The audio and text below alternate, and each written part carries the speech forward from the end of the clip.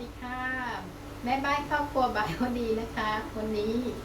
มานำเสนอเมนูแกงเขียวหวานปูและกุ้งนะคะนี่นะคะเนื้อปูนี่เราเอาไปนึ่งให้สุกก่อนเพื่อสะดวกต่อการปรุงนะคะแล้วก็กุ้งนี่ค่ะกุ้งแล้วก็ลูกชิ้นปลานะคะส่วนผสมก็มีนี่เลยค่ะเตรียมไว้หมดแล้วมะเขือเปราะกระชายเม็ดพริกไทยมะเขือพวง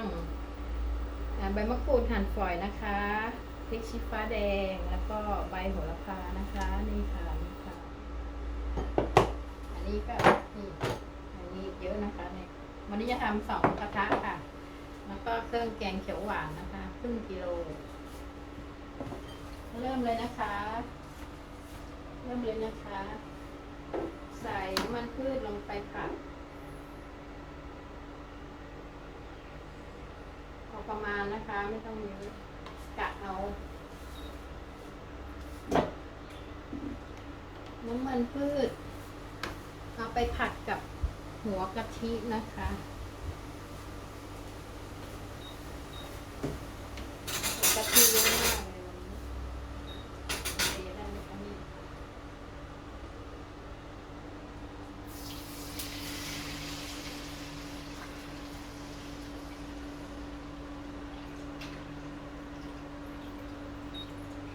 วันนี้ใช้กะทิ2 กิโลนะคะอันนี้คือหัว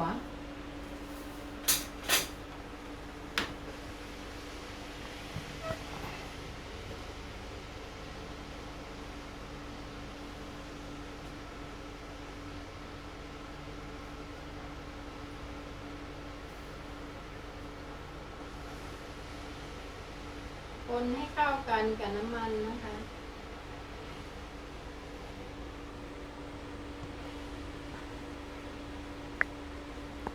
คุณไม่มาใส่ใกล้ๆค่ะ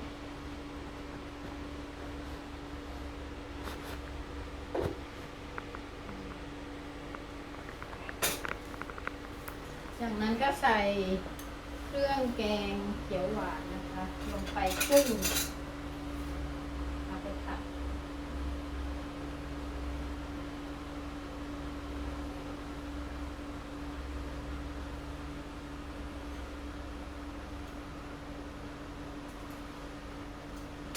ไม่ทราบจะเผ็ดมากเผ็ดน้อยนะคะเพราะว่าเพิ่งทำครั้งแรกกะ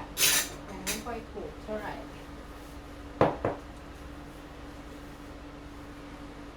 ผัดให้เข้ากันเลยนะคะ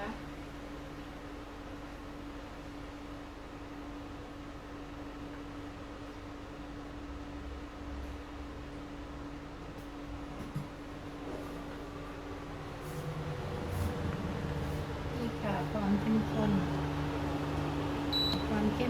ของพริกแกงนะคะกับกะทิหัวกะทิ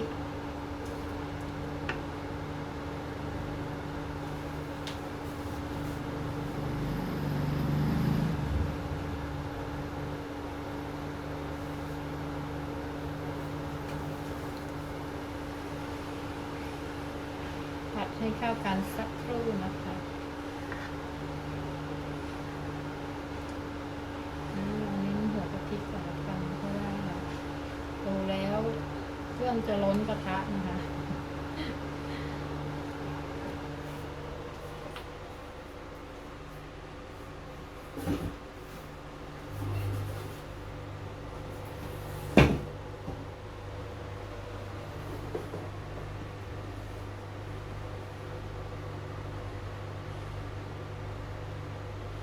ใช้เวลาในการผัดนิดนึงนะคะผัดให้เข้ากันต้นนั่นนะคะ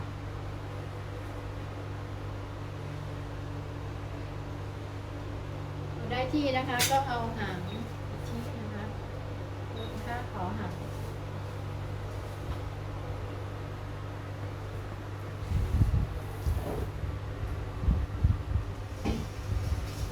ใส่อีกนิดนึงนะคะ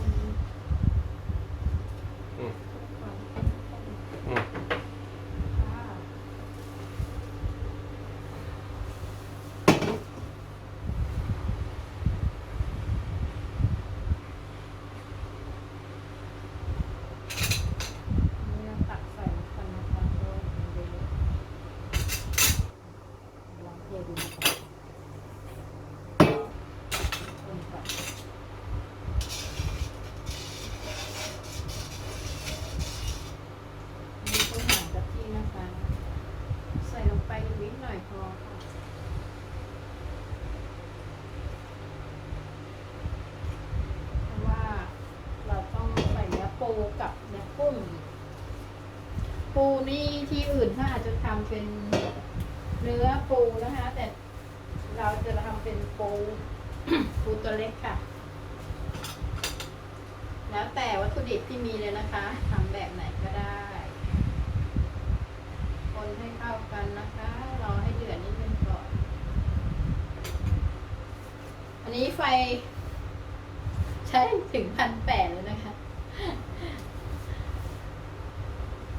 ไม่ต้องปรุงเลย ปิดเลย เพื่อความรวดเร็วนะคะ ปิดฝาได้ไหมคะเนี่ยฝาเลย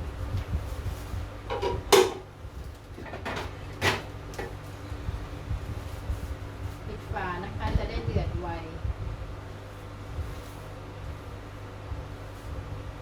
กระทะนี่ร้อนเร็วนะ แต่มัน นี่เป็นวันนี้ใช้กระทะเหล็ก เพราะว่าจะลูกใหญ่หน่อย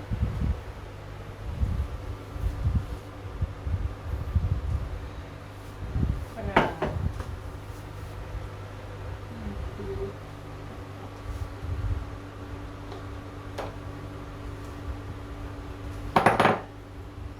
จริง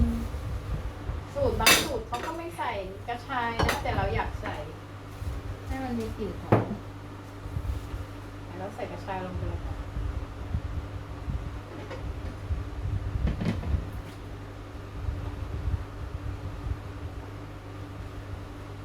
ขึ้นมันก่อน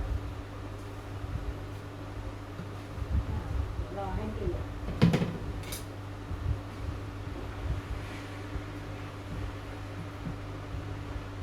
ใกล้สำเร็จแล้วนะคะ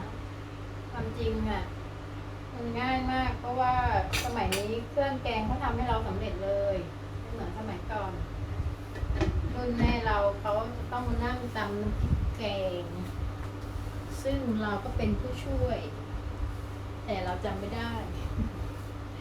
ว่าใส่อะไรบ้าง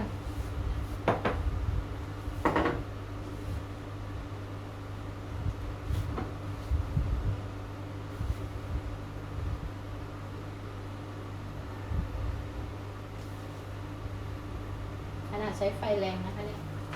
ปริมาณเยอะก็เลยเดือดช้า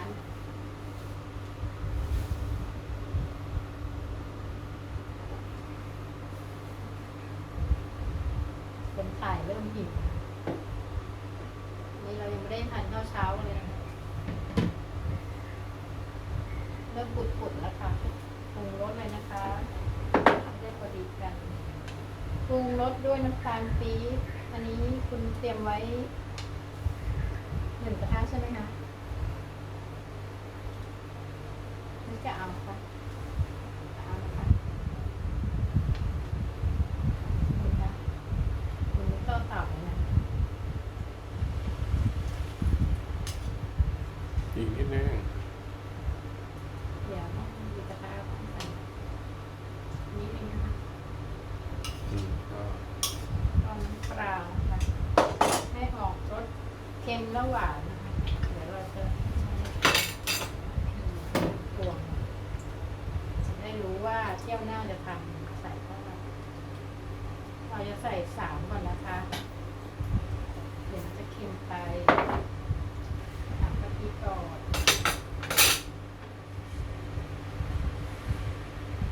ลองชิมดูก็ได้เผื่อพริกแกงก็ใส่เกลือเยอะ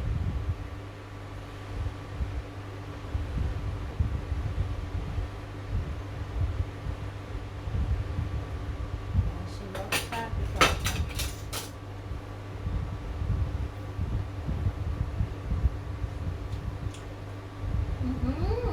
กลมกล่อมค่ะนิดนึงแล้วเค็มกับหวานนะคะ ผงชูรสด้วย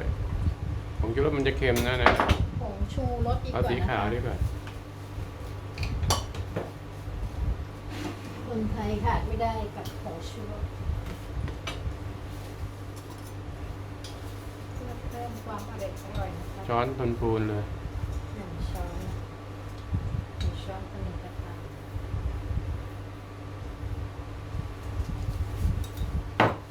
อันนี้อร่อยไหมอร่อยก็คุณพี่บอกนะคะ น้ำมะเขือใส่ไว้ก่อนสุกยาก เดี๋ยวนะคะ เดี๋ยวจะชิม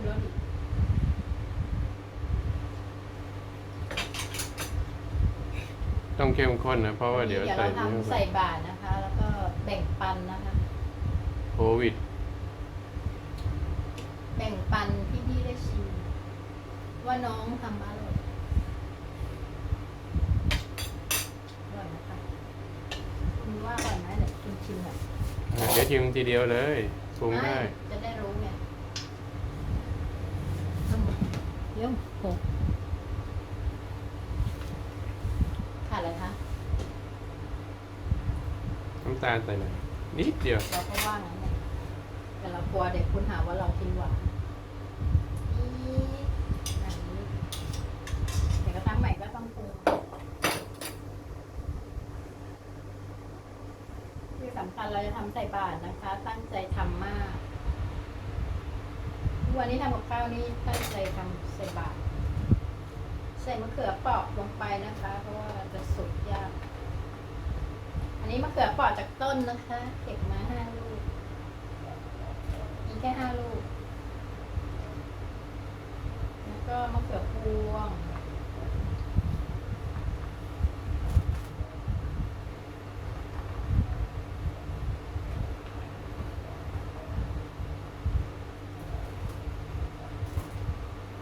นี่เราแบ่งครึ่งมันนะคะ แล้วก็ อย่าเพิ่งอันนั้นโรยหลัง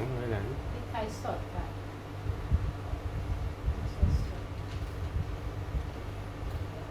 อันนี้เขาบอกว่าให้ใส่เลยได้ก็ใส่ไปนิดนึงนะคะแบบเลย พริกแดง แดงที่หลังนะคะคุณใส่แล้ว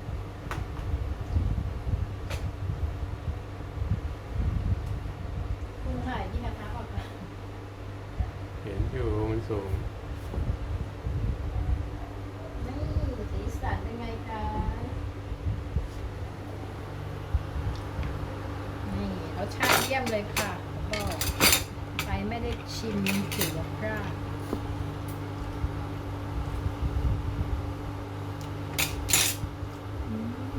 แต่ถ้าคนชอบเผ็ดนะต้องเผ็ดกว่านี้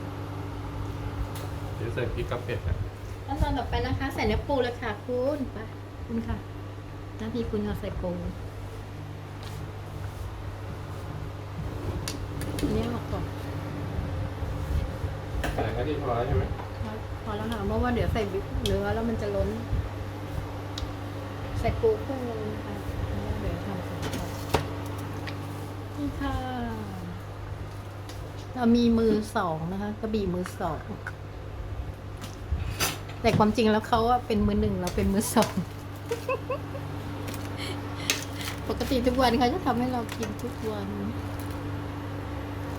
ว้าวใส่ปูแล้วครึ่งหนึ่งนะคะครึ่งหนึ่ง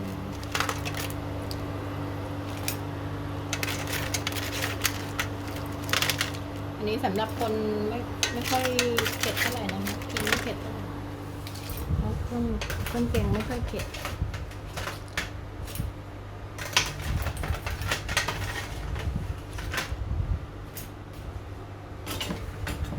ครึ่งหนึ่งเรียบร้อยค่ะ เดือดร้อน ใช่ค่ะคุณคุณถือได้เลยค่ะ เดี๋ยวเราใส่กุ้ง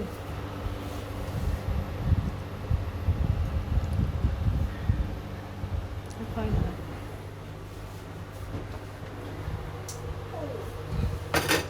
ใส่ปูไม่พอนะคะ เราชอบความเยอะ เราเป็นคนเยอะ เราต้องใส่กุ้งด้วยทำอะไรเล็กๆก็ไม่ค่อยเป็นนะคะต้องทำแบบเยอะๆ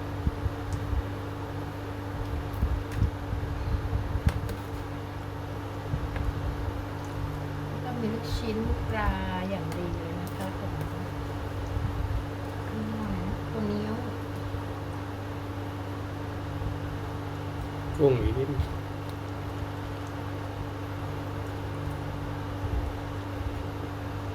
แบ่งครึ่งหนึงเลยเพราะเราทำ2 กระทะจัดเต็มนะคะ วันนี้จัดเต็มเพื่อทุกคน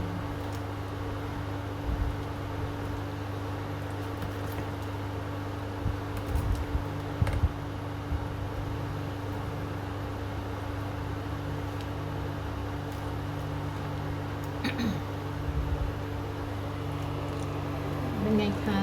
ทั้งปูทั้งกุ้งไม่มีที่อยู่กันแล้วล่ะค่ะเบียดกันแน่นเลยทั้งปูทั้งกุ้งทั้งลูกชิ้น โอ้ยขึ้นมาไหนโอ้ยขึ้นมาไหน โรยเนื้อมาดูหน่อยสิจงหมิดเลยค่ะมันเบียดกันแน่นเลยนะคะคุณ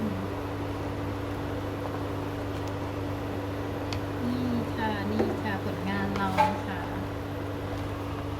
โอเคปรุงใหม่ อุ้ยไม่อยากจะบอกว่าหิวเดี๋ยวชิมก่อนนะคะแล้วจะได้ปรุงอีกทีนึงเพราะว่าใส่เนื้อลงไปรสชาติก็จะจืดลงไปอุ๊ยตายแล้วจืดลงไปแค่นิดเดียวนะคะ เอาผงใส่พริกนิด น้ำปลาค่ะผมไม่เอาแล้วค่ะคุณ น้ำตาล น้ำตาลค่ะ จริงต้องใช้เกลือนะ ใช่เกลือหน่อยนึงก็ได้ค่ะ อย่าเค็มมากนะ จริงๆบางสูตรก็ใช้เกลือค่ะ บางสูตรก็ใช้น้ำปลาคือยูทูบนี่ไม่ตายตัวหรอกค่ะยิ่งได้อาหารนะคะ สูตรอาหารยิ่งได้นะคะ เพราะว่าแล้วแต่ พอ คน พอพอ ชอบ พอ แล้วแต่ว่าชอบแบบไหนสไตล์ไหน แต่ดั้งเดิมเลยอ่ะเขาคงใช้เกลือแหละ เพราะว่าจะหาง่ายกว่าน้ำปลาสมัยก่อนนู้น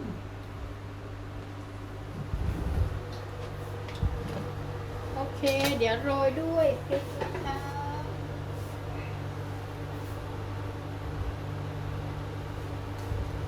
นี่นะคะเพิ่มสีสันพริกชี้ฟ้าแดงโรยลงไปค่ะ อันนี้เรามีเยอะนะคะโรยไปเลยตามด้วยใบโหระพานะคะ วันนี้ซื้อนะคะ ของต้นมีนิดเดียว เอามาผสมนิดนึงเรียบร้อยเกิดเราชอบกิน ไม่เกลือใส่พริก มะเขือใส่ไปหมดแล้วคุณ เรียบร้อยหมดทุกอย่างแล้วค่ะ นี่อ่ะ ทุกอย่างเรียบร้อยแล้วค่ะน้อยเหลือไว้ที่นึง ใบนี่ โรยไปแล้วค่ะเดี๋ยวโรยทีหลัง ชิม อ่ะไม่โรยอ๋อนี่โรยยังไงแล้วก็ นู่นแล้วเนี่ย ค่ะ นี่เครื่องเราครบนะคะ ใบมะกรูดหั่นฝอยจากต้นนะคะอันนี้พ่อปลูกไว้ใบมะกรูดใบสะระแหน่โรยลงไปเลยนิดนึงนะคะเพิ่มสีสันและความหอมนะคะ บางคนก็ไม่ใส่นะคะ เรียบร้อยนะคะ ปิดไฟค่ะ ชิมก่อน โอ้เดี๋ยวเราจะถ่ายแรงนิดนึงชิมเมื่อกี้ชิมแล้วนะคะมันได้ที่แล้ว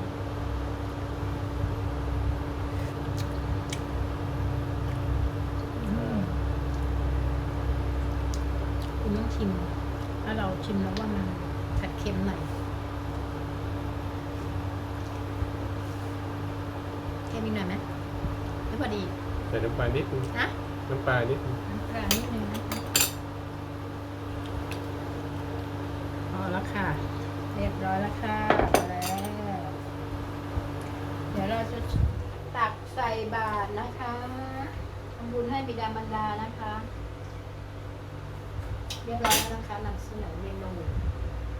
แกงเขียวหวานทะเลค่ะ บายบดีนะคะ วันนี้เราไปก่อนพบกันใหม่คลิปหน้าเมนูใหม่นะคะ